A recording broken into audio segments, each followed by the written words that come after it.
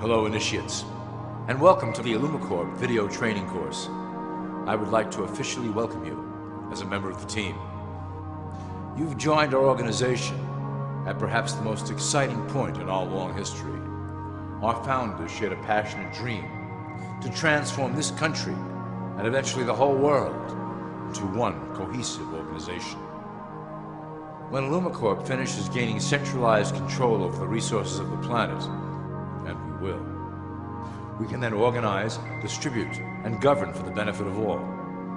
After competition and dissent are eliminated, we will build a utopia for the people of the world to share based on need and rejoice together in a harmonious new world.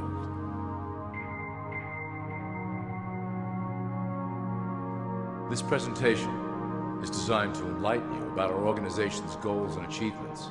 As your guide, I will help to answer some basic questions you might have about Illumicorp and familiarize you with the valuable role you will play in helping us reach our prime objective. So please, take a tour with me as we march together towards an exciting new world. All people are aware of class. To them, society is made up of the rich, the middle, and the poor. The one thing that all three classes don't understand is that the pyramid continues upward. There is a detached hidden capstone made up of an elite board of directors who own and manage Illumicorp. The three classes below, in essence, become the assets and resources of Illumicorp. Illumicorp is divided into various administrative branches, but each branch has the same 5 levels in their hierarchy. You will begin at the bottom, in the initiate category. As such, your role will be to make sure that your orders are carried out through the sub-corporations and institutions controlled by Illumicorp. You will be placed in plain sight, at the head of a company or institution in the public sector, to carry out the plans delivered from above. Remember, your role is very important. You will be the face of Illumicorp to the outside world. You are our connection to the masses below. Never speak publicly about your orders or your masters. Now let's look at Illumicorp's 6 administrative branches and their functions. You will be placed in a top position of power among one of the following sectors. In this way, as you are monitored and guided from above, you will decide strategy and introduce programs that further our goals. For that is the secret to Illumicorp's success. Control the head, and you control the body. This is potentially Illumicorp's most effective instrument for global control. Through international banking, we manipulate the fate of all countries. We have introduced many institutions, such as the IMF and WTO, that work in our favor to impoverish disobedient nations.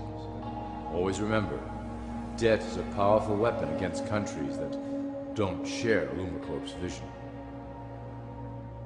Perhaps our greatest achievement in banking is the Federal Reserve System. It is a collection of international banks owned by Illumicorp members and financiers. It was created to form a centralized banking system through the Federal Reserve Act of 1913, an act that was indeed penned by some of our most esteemed members.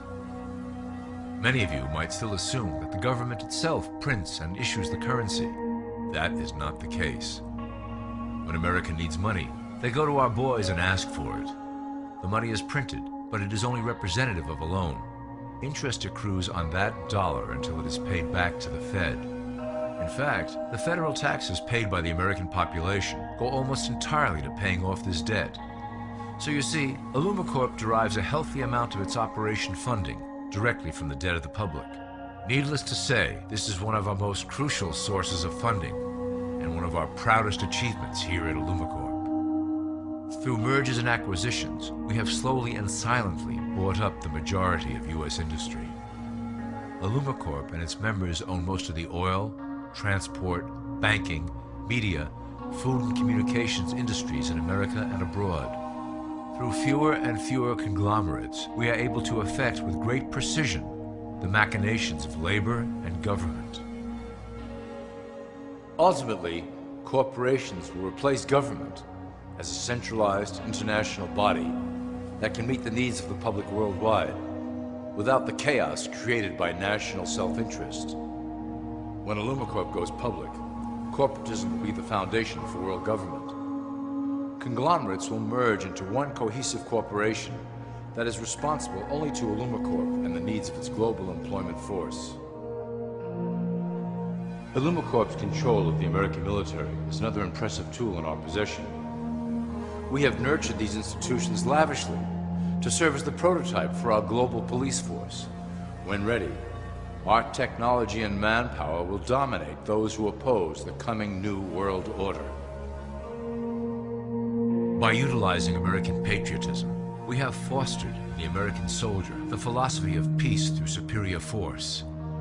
When the time is right, we will migrate that mentality towards the belief in a global government who must protect all people through superior force. We have used the American military-industrial complex to build the arsenal necessary to instigate the final cleansing outlined in Illumicorp's Great Plan. Our primary target will be Islamic nations who will never submit to our Western-centric domination. They also hold much of the remaining oil reserve of the planet. Illumicorp must own that precious resource, as it is crucial in maintaining our domination over the countries of the world. Through Illumicorp's enormous federal funding of the military, we can develop new forms of warfare and population reduction. The public can't imagine what we were in the process of developing. Soon, even the weather will be a weapon under our control. We will be able to create droughts, floods, hurricanes, and even tsunamis with no fingerprints attached. The political system of America has been under direct control of Illumicorp for some time. It was actually a relatively easy acquisition, and has been even easier to manage. Politicians know of our unspoken agreement, and will do anything to stay in power.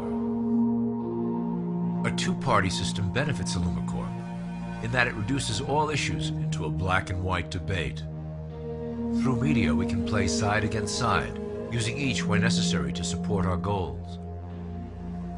Due to a diminishing faith in the system among the public, Illumicorp has designed a rogue candidate program to provide a voice for the dispossessed. This disperses the impetus for dissent among those who do not feel represented by our candidates and builds a database of potential dissidents. At the turn of the last century, Illumicorp took a serious interest in public education. Our Supreme Council realized that by creating a private organization to dictate curriculum on a federal level, children could be conditioned into obedience on a mass scale. In the interest of promoting Illumicorp principles in the classroom, hundreds of millions of dollars were invested to create the General Education Board in 1902. The result of doing this is evident today. The doctrines of public education have transformed recent generations into a weaker, more docile mass. Through meticulously planned curriculum, we have control over the process by which the average child learns. Thus, we can mold them into obedient workers who are conditioned to accept the implementation of the Great Plan. In addition, Illumicorp has set up many associations, including the American Historical Association, that determine and uphold the official view of history. Knowledge is power, so we must at all costs be the authors of the truth. By writing history to suit our interests, dissenting voices cannot gain ground, and we can vastly influence culture to achieve our prime objective. Illumicorp uses the media to shape the public's opinion about current events and condition desired attitudes about our future agenda. Through news, entertainment, and advertising, we can program a variety of emotions and responses into the collective unconscious. In the past, we were limited entirely to print media, but now we have multiple mediums to utilize in programming and conditioning the masses. With cable news, we have directed the public to a more entertainment-based consumption of world events, infotainment. This medium is far more effective at subliminal reinforcement of desired attitudes towards our objectives. For instance, we are currently instilling a sense of duty towards environmental issues. With our growing control of the weather through HARP and chemtrails, we will scare the public into accepting our global protection agendas. We will then phase into the great cleansing which must occur to return the global population to a manageable size. We reinforce the desired norm through advertising, creating a model for people to live up to that is virtually impossible. The result is an incomplete, desperate individual seeking acceptance. Through reality television game shows, we repeat the pattern of individual survival versus group survival. This breaks down the idea of community and breeds individuals who seek only their self-interest. With a public that is constantly suspicious and scheming, we maintain the status quo of a divided population that never thinks to look up. Religion has served its purpose incredibly well.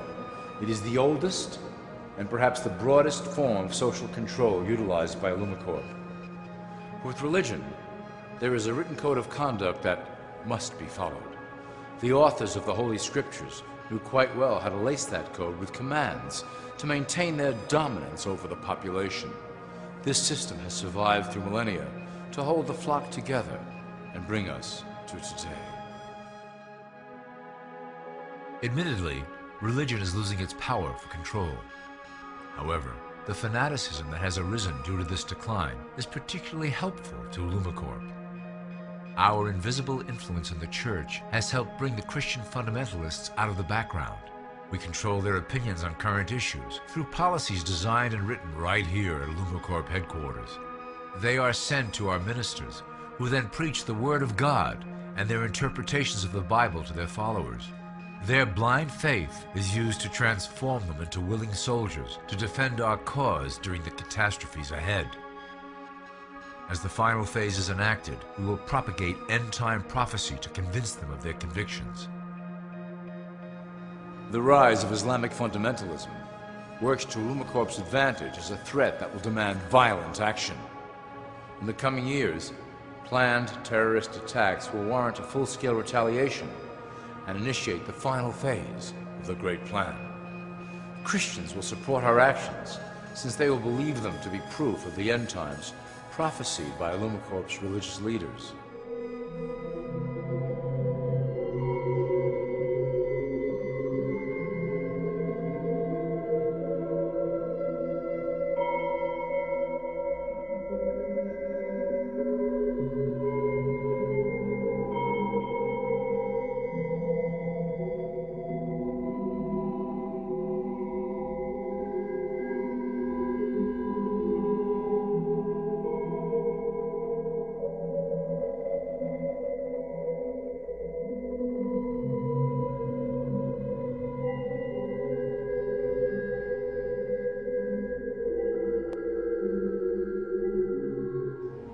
Now that you have a basic understanding of how we work over here at Illumicorp, I would like to introduce you to one of our latest projects, the Control Grid.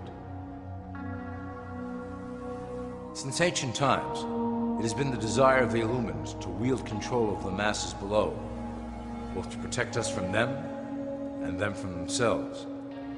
The tools through the ages have been effective, but always blunt and inaccurate.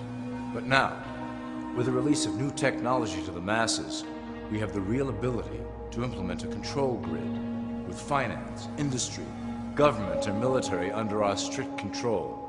We can safely shift the population into a new world, monitored and controlled by Illumicorp. Technology such as the Internet, GPS, and RFID chips are pillars of the invisible prison we are erecting around the people. Within the decade, we will have real ID cards that contain criminal records and pertinent information, all linked to federal databases. Cell phones will tell us where each individual is, linked to the same database. Through intelligence agencies and Homeland Security, we will monitor individuals who oppose the Great Plan and remove them from the grid. Quickly, the population will learn that they have a choice: support the system and benefit from its luxuries, or reject it and lose access to the grid. Well, that was quite an overview. I hope it gave you an understanding of our process and basic overall structure here at Illumicorp. The dawn of a new era is on the horizon, and it will shine gloriously over the new world that we have built together.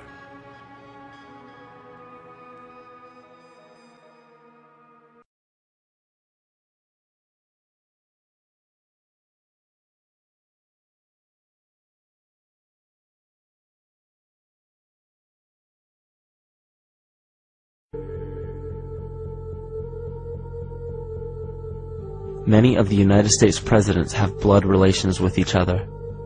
The Bush lineage has blood ties to a great number of former presidents.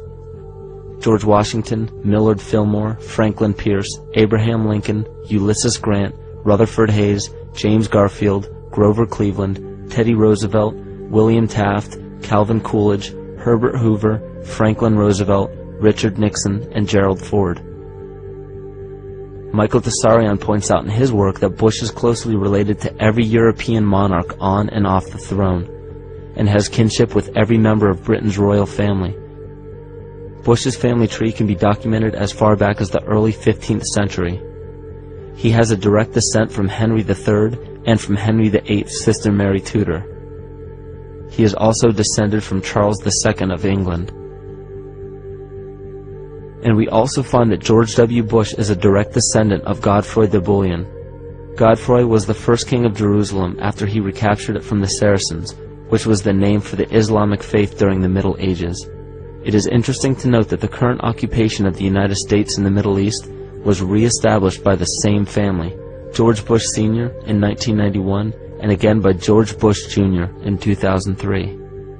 George Bush Jr. is then found to be a cousin to both opposing candidates of his 2 terms in office, Al Gore and John Kerry. Democratic President Barack Obama also has blood ties with George W. Bush, as well as Gerald Ford, Lyndon Johnson, Harry Truman, James Madison, and the British Prime Minister Sir Winston Churchill. On the opposing side of the 2008 presidential ballot, John McCain is descended from Robert the Bruce, King William I of Scotland, and also Godfrey the Bullion.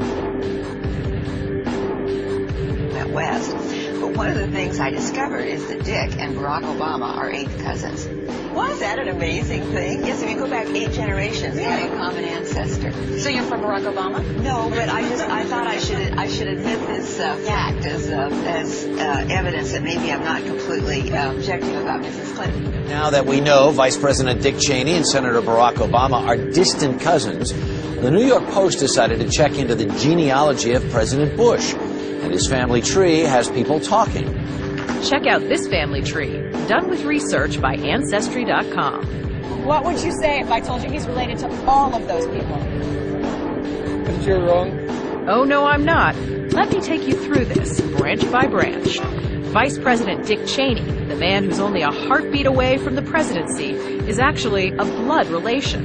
He's President Bush's 9th cousin once removed. Cheney's cousin Barack Obama is also Bush's 11th cousin. President Lincoln was President Bush's 7th cousin 5 times removed, and Bush shared more than just a ballot with John Kerry. That's right, they're 9th cousins twice removed. There's also royalty in the Bush bloodline. Princess Diana was Bush's 11th cousin twice removed. You were both in Skull and Bones, the secret society. He's so sick that we can't talk to him. What does that mean for America? The conspiracy theorists are going to go I'm on. sure they are. I don't know. I haven't seen the web. Number 322. You both were members of Skull and Bones, the secret society of Yale. What does that tell us? Not much, because it's a secret. Is there a secret handshake? Is there a secret code?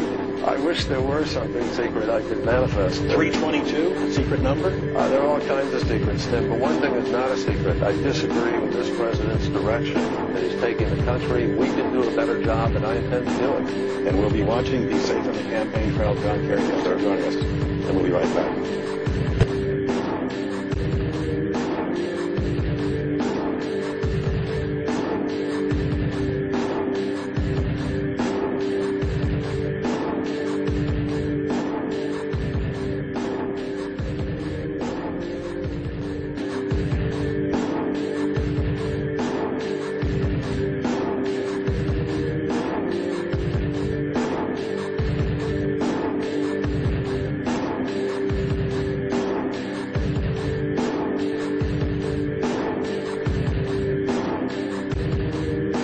But these oppressive tyrants that are demonized by the masses are no different than us. In fact, they are one with us. In the book The Prophet by Khalil Gibran, he poetically states, I say, as the holy and the righteous cannot rise beyond the highest which is in each of you, so the wicked and the weak cannot fall lower than the lowest which is in you also. Every one of us has the capability to commit the most horrifying sin, or show the most beautiful compassion to our fellow man. This is the very definition of an illness within the psyche and soul of man.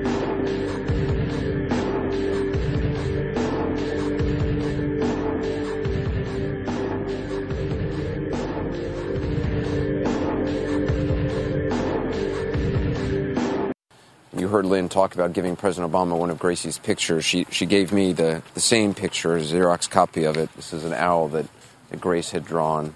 And President Obama said that he would cherish it, and I'm certainly going to frame this and cherish it as well.